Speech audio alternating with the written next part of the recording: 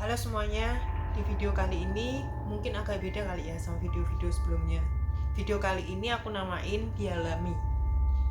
Kejadian-kejadian yang pernah aku sendiri atau mungkin orang-orang di sekitarku alami yang bakal aku ceritain di sini.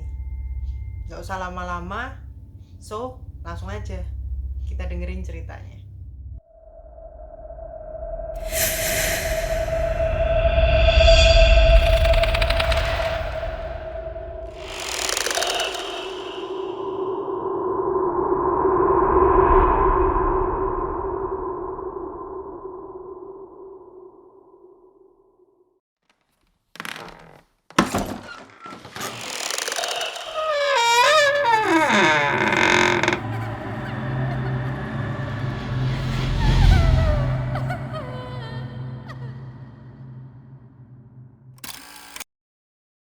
Kejadian kali ini langsung dialami sama almarhumah mamaku.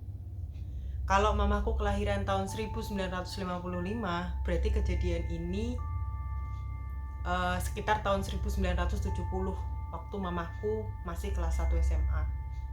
Mamaku orang yang cerdas banget malah. Mamaku masuk sekolah swasta ternama di Semarang waktu itu.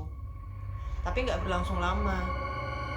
Waktu mama duduk di kelas 1, mau naik ke kelas 2 di semester akhir, mama akhirnya menarik diri. Karena emang jiwa kompetisi di sekolah itu parah sih, ketat banget.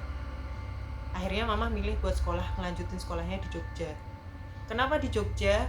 Karena di Jogja ada satu sekolah swasta bagus di sana, dan emang tantenya mamaku atau eyangku tinggal di sana sendirian. Jadi mama milih buat di Jogja.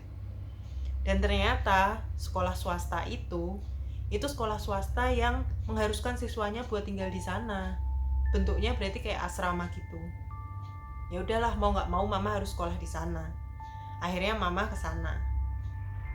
Sekolah swasta tahun itu yang bagus rata-rata sekolah non muslim. Jadi kepala sekolahnya masih pastur, guru-gurunya juga pada pakai baju seragam yang kayak suster. Jadi ya udahlah, mama ikutin aja buat ngambil di situ. Singkat cerita, udah mulai tuh kegiatan belajar mengajar di sekolah itu. Mama pertama kali banget datang ke sekolah itu ditunjukin di mana nanti mama dan teman-teman satu angkatannya tinggal. Ditunjukin asramanya di mana, di room tour sekolah-sekolah itu gimana bentuknya. Sampai akhirnya mama ditunjukin kamarnya mama itu di mana. Sebelum aku masuk ke cerita seremnya, mungkin aku jelasin dulu kali ya, tata letak garis besar bentuk sekolah ini tuh kayak gimana biar nanti nggak bingung. Jadi sekolah ini tuh sekolah berbentuk letter U gedungnya. Gedung ini ada sekitar 2-3 lantai. Gerbangnya cuma satu, dan itu di depan, di tengah, nggak ada gerbang lainnya lagi. Ketika kita masuk gerbang, kita langsung ditunjukin sama lapangan kecil yang memang disediain fasilitas buat sekolah. Di lapangan itu ada satu pohon besar banget. Aku nggak tahu, mama juga nggak cerita itu pohon apa. Habis kita lurus lagi masuk ke dalam, nah di situ ada satu gedung yang bagus, gedung yang habis direnovasi, tapi cuma satu lantai. Gedung itulah yang nanti jadi tempat tinggal buat teman-teman seangkatannya mamaku. Jadi tempat tinggalku juga. Di gedung itu ada beberapa ruangan. Satu ruangan dikasih 3 kasur yang bentuknya tingkat, kasur-kasur besi zaman dulu yang memang buat asrama anak siswa atau asrama-asrama sekolah. Jadi satu ruangan itu diisi sama 6 orang.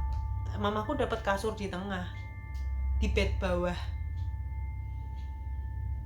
Dah hari itu mama langsung beres-beres, mama langsung tidur karena emang perjalanan dari Semarang ke Jogja kan capek banget ya. Malam itu mama habis istirahat karena emang mama capek banget. Malam itu mama mimpi aneh. Mama didatengin pangeran yang tampan banget, gagah, putih, besar. Pangeran itu naik kuda yang kudanya juga gagah, kudanya putih, kudanya besar. Dari jauh pangeran itu naik kuda deketin mama. dan terus turun persis di depan mama. Pangeran itu ngelambain tangan yang seakan kayak ngajak mama untuk naik ke atas kuda juga. Belum tahu mama mau naik atau enggak, tiba-tiba mama dibangunin temennya. Karena pagi itu temennya lihat mama tidur tapi mama menggigil hebat. Badan mama panas tinggi banget. Akhirnya temennya inisiatif buat bangunin mama dan ngajak mama ke UKS. Itu kejadian yang pertama banget mama alami. Dan waktu mama cerita ke aku yang mama rasain, pangeran itu tuh pangeran Diponegoro. Tentang perawakannya, bentuknya, kudanya, mama ngerasa itu pangeran Diponegoro. Kejadian yang lebih creepy lagi mama alamin waktu itu. Jadi ceritanya, setiap sekolah pasti ada aturannya. Dan aturan sekolah dibuat biar siswa nggak ngelanggar. Tapi ternyata aturan itu nggak berlaku buat mamaku. Sore itu, mama pengen beli bakso. Dan mama ngajak temennya. Temennya awalnya nggak mau, tapi mama berhasil buat ngeyakinin. Karena mama pikir mungkin aturan itu dibuat biar nggak ada siswa yang cabut atau keluar dari asrama. Akhirnya setelah berhasil ngeyakinin mamaku, temennya mau ikut. Sore itu jam 5 sore, mama baru keluar buat beli bakso di luar sekolah di ujung gang. Udah selesai beli bakso, udah selesai jajan. Dari kejauhan pas mau balik ke asrama, mama lihat ada suster berdiri di depan gerbang. Temennya udah ketakutan karena emang temennya berpikir ini pasti dimarahin. Cuma mama bilang ya udah kalau emang nanti emang dimarahin, itu tanggung jawabku. Aku yang bakal pasang badan karena emang aku yang ngajak kamu buat jajan. Akhirnya mereka beraniin diri buat balik ke asrama. Mereka jalan pelan-pelan. Semakin deket gerbang, mereka semakin nunduk karena emang mungkin mereka ngerasa bersalah. Tapi semakin nunduk, walaupun mama nunduk dari jauh, mama tuh lihat suster itu. Dan betapa kagetnya mama, kakinya itu dari tumit mulai kayak gak ada gitu, semakin ke atas, semakin ke atas. Semakin deket memang kakinya semakin gak ada. Mungkin temennya mama gak lihat karena emang temennya mama ini udah ketakutan duluan. Tapi betapa kagetnya mama, tiba-tiba temennya mama teriak. Mungkin ini temennya mama baru lihat. Temennya mama udah sampai di depan suster persis, dan tiba-tiba temennya mama ini pingsan. Mama panik, tapi mama gak bisa apa-apa. Mama milih buat lari. Karena sekelebat sebelum lari, mama lihat suster ini udah gak punya kaki sampai di perut. Dari kaki sampai perut itu udah gak ada. Dan dari perut sampai ke atas, ketika mama lihat semakin ke atas, suster itu tuh ngeliatin mama dan cuma senyum yang memang senyum nakutin banget. Akhirnya mama lari. Mama masuk ke asrama. Mama ninggalin temennya gitu aja di depan. Tapi mama masuk ke asrama buat cari bantuan. Cari siapa aja lah yang ada di situ, suster atau mungkin siswa-siswa lain. Akhirnya mama ketemu sama satu suster. Terus suster itu lihat mama lari, lihat mama panik. Akhirnya suster tuh kayak langsung udah tahu aja. Suster itu jalan ke depan, ke gerbang. Dan emang pas mama ngikutin, udah gak ada susternya. Suster yang tadi nunggu di depan gerbang pas mamaku lagi jajan tuh udah gak ada. Akhirnya suster ini minta tolong sama orang-orang di sekitar buat ngangkat temennya mama, diistirahatin di ruangan, di tempat tidurnya dia. Pas mama nunggu temennya siuman, mama cerita sama guru, sama susternya itu. Mama cerita semua kejadiannya dari mama, dari awal sampai akhirnya temennya mama pingsan. Dan suster itu nggak kaget. Suster tuh cuma ngasih respon kayak gini doang. Yaitu kenapa aturan di sekolah ini dibuat biar kalian nggak melanggar, hindari hal-hal kayak gini. Salah satunya ini, kenapa aturan dibuat buat siswa nggak keluar dari atas jam 5 sore, ya untuk menghindari hal ini. Jadi mungkin kejadian ini bukan pertama kalinya mama alami. Kejadian ini udah sering. Itu kenapa aturan di atas jam 5 sore itu dibuat biar siswa-siswa nggak keluar dan nggak mengalami kejadian kayak gini.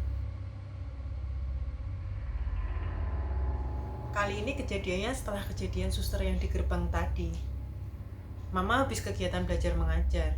Mama sama teman-temannya pulang. Kalau mau menuju ke asrama, Mama harus melewati lapangan yang ada di tengah, lewatin pohon itu biar cepat sampai di asrama. Dan itu jadi rutinitas buat Mama sama teman-teman seangkatannya. Suatu sore, Mama pulang dari kegiatan belajar mengajar itu jalan sendiri, lewatin lapangan, lewatin pohon biar bisa sampai di asrama. Pas udah mau di dekat pohon, betapa kagetnya Mama. Mama lihat ada sosok putih yang gantung di atas pohon itu. Mama mikir itu awalnya kayak cuma buah nangka yang dibungkus sama karung putih. Tapi pas makin dekat Mama lihat, itu bukan karung nangka. Itu pocong. Beneran pocong. Mama bener-bener lihat bahwa sosok putih itu tuh ada mukanya, hitam pekat. Kainnya juga banyak berlumuran tanah. Dan memang itu pocong. Akhirnya Mama lari sendirian itu. Mama menuju ke asrama. Sampai di asrama, Mama cerita sama teman-temannya. Dan teman-temannya cuma ketawa karena memang cerita tentang pocong itu memang udah sering banget didengar dan beberapa dialami sama siswa-siswa lain. Kejadian yang sama, di waktu yang sama, di pohon, jam 5 sore, kejadian yang sama persis Mama alami ketika Mama lihat suster di gerbang itu. Di waktu yang sama. Dari banyak kejadian lain, menurut kejadian kali ini, kejadian terakhir yang bakal aku ceritain ini, kejadian yang gak kalah epic. Mamaku suka belajar, tapi cara belajar mamaku beda. Ketika teman-teman yang lain belajar di sore atau di malam hari, mamaku pakai waktunya buat tidur. Tapi ketika teman-temannya tidur, mamaku justru pakai buat belajar. Karena menurut mama itu bisa ningkatin fokusannya Mama. Malam itu seperti biasa, ketika teman-temannya udah tidur, Mama pakai buat belajar. Tapi nggak tahu kenapa malam itu rasanya beda banget, sunyi, dingin.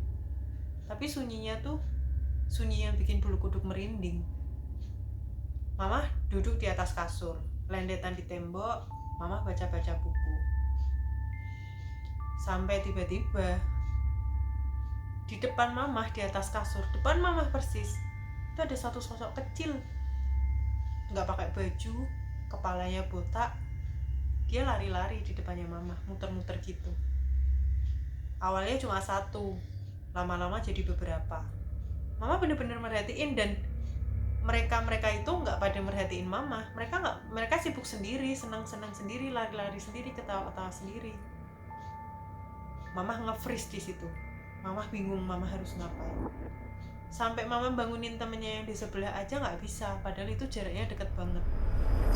Dan Mama sebenarnya cukup ngeluarin suara buat minta tolong itu, teman sebelah atau temen di atasnya Mama itu bisa denger. Tapi sekaku itu sampai Mama bener-bener nggak bisa minta tolong. Di situ Mama bener-bener panik. Mama nggak tahu harus apa, nggak tahu Mama itu pingsan atau gimana. Akhirnya Mama bangun paginya. Bangun dengan menggigil dan panas yang hebat. Temen di atasnya itu akhirnya bilang kayak gini sama Mama di pagi itu, pantas aja semalam kasurnya goyang-goyang, ternyata kamu menggigil. Padahal Mama malam itu tuh gak menggigil, Mama sibuk belajar. Dan memang mungkin kasurnya goyang-goyang ya karena makhluk-makhluk kecil-kecil itu tuh pada lari-lari, pada ketawa-ketawa, pada senang-senang. Mama mikir itu tuyul, karena emang bentuknya sama persis sama yang ada di TV-TV. Cuma bedanya, kalau tuyul yang ada di TV emang perawakan bentuk anak pada biasanya. Tapi yang kali ini, bentuknya tuh kecil banget. Katanya nggak sampai 1 telunjuk, kecil banget. Itu kenapa kali ya, tuyul-tuyul itu bisa ngambilin uang di brankas, di celengan, karena emang dia sekecil itu. Setelah kejadian itu, Mama mulai terbiasa sama hal-hal aneh yang ada di sana. Setelah lama tinggal di sana, akhirnya ada satu senior yang cerita tentang kenapa anak-anak baru selalu ditempatin di asrama tengah. Padahal kalau dipikir, gedung itu tuh lebih bagus daripada gedung-gedung lainnya, karena emang gedung itu direnovasi setiap tahun. Ternyata kejadian-kejadian tentang mimpi pangeran, tentang pocong di pohon, suster di gerbang, dan tentang tuyul-tuyul yang pada gangguin itu tuh sering ganggu siswa-siswa yang tinggal di asrama tengah. Wow.